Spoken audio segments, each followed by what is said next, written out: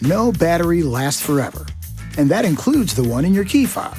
But fortunately, replacing it is easier than you think. All you need is a small flat blade screwdriver and a new battery, in this case, a CR2032 3V. First, slide the mechanical latch on the front of the key fob sideways and remove the emergency key. Insert a flat blade screwdriver into the slot between both halves of the fob and carefully pry both sides to open the cover slightly. Using your fingers, separate the outer case. The inner part of the fob, where the buttons are, covers the battery and also needs to be removed by hand. Next, use the screwdriver to pry out the old battery. Insert a new battery with the positive pole facing up.